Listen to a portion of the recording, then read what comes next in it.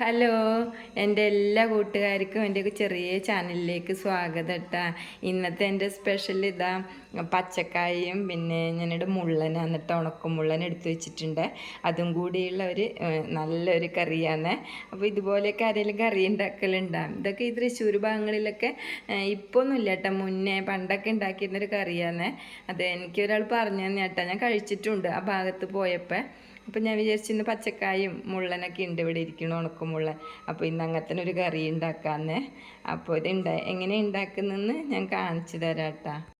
പച്ച നേന്ത്രക്കായ ഇത് അതിൻ്റെ ഏണ് മാത്രം എന്നിട്ട് മൂലയ്ക്ക് ഇങ്ങനെ മാത്രമേ ഞാൻ ചീന്തി കളഞ്ഞിട്ടുള്ളൂ. തൊലി മുഴുവനായിട്ടൊന്നും കളഞ്ഞില്ലേ. എന്നിട്ട് ഇങ്ങനെ എന്താ നീളത്തിൽ മുറിച്ചെടുക്കുക കേട്ടോ. ഞാൻ വെള്ളത്തിലേക്ക് മുറിച്ചിട്ടിട്ട് ഒന്ന് നന്നായിട്ട് കഴുകിയെടുത്ത് എന്നിട്ട് വീണ്ടും ഞാൻ ഇതിനൊരു കറി ഉണ്ടാവുമല്ലോ, അപ്പോൾ ഞാൻ അതൊരു ചെറിയ ചട്ടിയിലേക്ക് ഇട്ട് കൊടുക്കാം കേട്ടോ.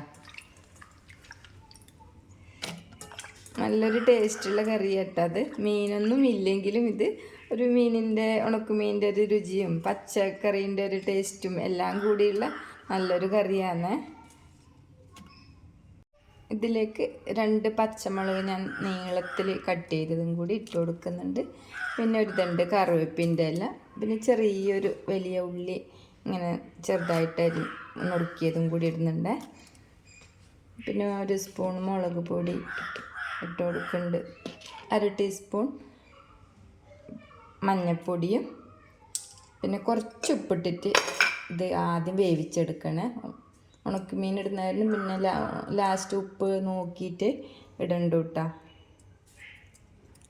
എന്നിട്ട് കുറച്ചിത് വേവാനുള്ള വെള്ളവും കൂടി ഒഴിച്ചിട്ട് അടുപ്പത്ത് വെച്ചിട്ട് ആദ്യം ഇതൊന്ന് വേവിച്ചെടുക്കണം.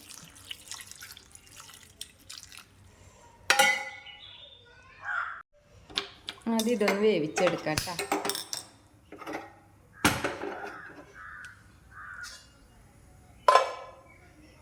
ഞാൻ കറിയൊക്കെ ഇവിടെ വേവാൻ വേണ്ടി വെച്ചിട്ടുണ്ട് കേട്ടോ.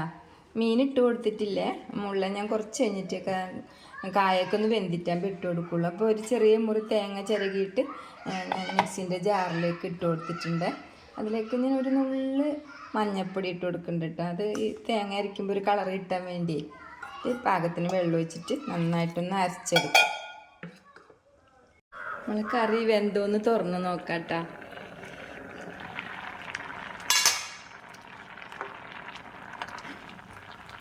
കായൊക്കെ നന്നായിട്ട് വെന്തുണ്ട്. ഇനി ഇതിലേക്ക് ഞാൻ ഒരു നല്ല പഴുത്ത തക്കാളിയാണ്, അത് നീളത്തിൽ ഇങ്ങനെ കട്ട് ചെയ്ത് വെച്ചിട്ടുണ്ട്, അതും കൂടി ഇട്ട് കൊടുക്കുന്നുണ്ട്. ഇനി നമ്മുടെ ഉണക്കമുള്ളൻ ഇവിടെ ഞാനിതാ അതിൻ്റെ അഴുക്കൊക്കെ കളഞ്ഞ് തല മുഴുവനായിട്ടൊന്നും കളഞ്ഞിട്ടില്ല കേട്ടോ. അതിൻ്റെ ഉള്ളിൽ അഴുക്കൊക്കെ കളഞ്ഞിട്ട് നന്നായിട്ട് കഴുകി എടുത്ത് വെച്ചിട്ടുണ്ട്. കുറേ സമയം വെള്ളത്തിലൊക്കെ ഇട്ട് വെച്ചതാണ്. ഇനി അതും കൂടി ഞാൻ ഈ കറിയിലേക്ക് ഇട്ട് കൊടുക്കുന്നുണ്ട്. പിന്നെ കുറച്ച് പുളിവെള്ളം എടുത്ത് വെച്ചിട്ടുണ്ട്. തക്കാളി നല്ല പഴുത്ത ഇത്തിരി വലിയ തക്കാളിയാണ്, പുളിവെള്ളം കുറച്ച് ഒഴിച്ചു കൊടുക്കുന്നുള്ളൂ കേട്ടോ. ഈ പുതിയ പുളിയായി ഈ വർഷത്തെ, കാരണം ഇതിന് ഇങ്ങനത്തെ കളറ്. ഇതൊന്ന് ഉപ്പും പുളിയൊക്കെ നോക്കണം കേട്ടോ. ഇതൊന്ന് തിളച്ചിട്ടാകുമ്പോൾ ഇതുണ്ടല്ലോ, പഴയ കാലത്തൊക്കെ മീനൊന്നും ഉണ്ടാവില്ല അത്ര കേട്ടോ. അപ്പോൾ ഈ മുള്ളൻ്റെ തലയും ഉണക്കയിലേൻ്റെ തലയും ഒക്കെ ഇട്ടിട്ടൊക്കെ ഈ മീൻ കറിയൊക്കെ നിർബന്ധമുള്ളവർക്കൊക്കെ ഇങ്ങനെ ഒരു കറിയൊക്കെ ഉണ്ടാക്കും പോലും. അതാണ് ഇങ്ങനെ ഈ കറിയൊക്കെ അവിടെ ആ ഭാഗത്തേക്കൊക്കെ ഉണ്ടാക്കുന്നതെന്ന് പറഞ്ഞത് കേട്ടോ. ഞാൻ ഇവിടെ ആദ്യമായിട്ട് ഇത് ഉണ്ടാക്കുന്നതാണ്. ഞാനൊന്ന് അടച്ചു വയ്ക്കുന്നുണ്ട് കേട്ടോ. തക്കാളിയും ആ മുള്ളനൊക്കെ ഒന്ന് വേവാൻ, മുള്ളനൊക്കെ തിളച്ച് അപ്പം തന്നെ വേഗം. ഇനി ഇത് കറിയൊന്ന് തുറന്നു നോക്കട്ടാ. കറിയൊക്കെ നന്നായിട്ട് തിളച്ച് മുള്ളനൊക്കെ നന്നായിട്ട് ഇങ്ങനെ വെന്ത് വന്നിട്ടുണ്ട് കേട്ടോ. ഇനി ഇതൊന്ന് ഇളക്കി കഴിഞ്ഞാൽ ഈ മുള്ളനൊന്നും ഇതിൽ കാണാനുണ്ടാവില്ല, അതൊക്കെ ഇതിൽ അലിഞ്ഞു പോവും. അപ്പോൾ അത് തന്നെ കേട്ടോ ഈ കറീൻ്റെ ഒരു ടേസ്റ്റും. നല്ല മണം കേട്ടോ തുറക്കുമ്പോഴൊക്കെ വരുന്നത്. അപ്പോൾ ഇതിലേക്ക് അരച്ച് വെച്ച തേങ്ങ കൂടി ഞാൻ ചേർത്ത് കൊടുക്കുന്നുണ്ട്.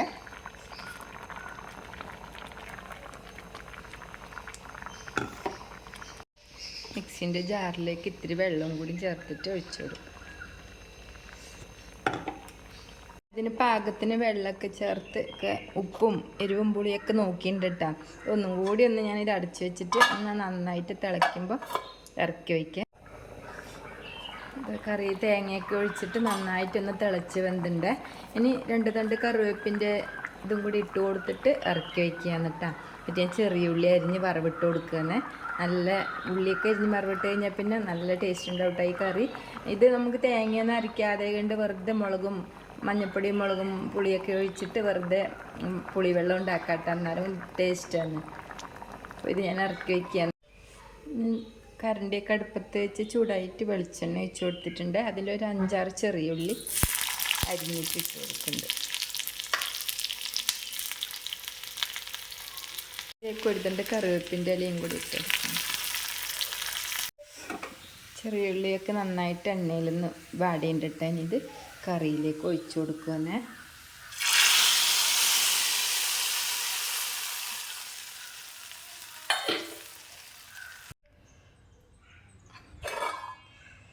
എൻ്റെ ഉണക്കമുള്ളൻ പച്ചക്കായ കൂട്ടാനൊക്കെ ഇവിടെ റെഡി ആയിട്ടുണ്ട് കേട്ടോ.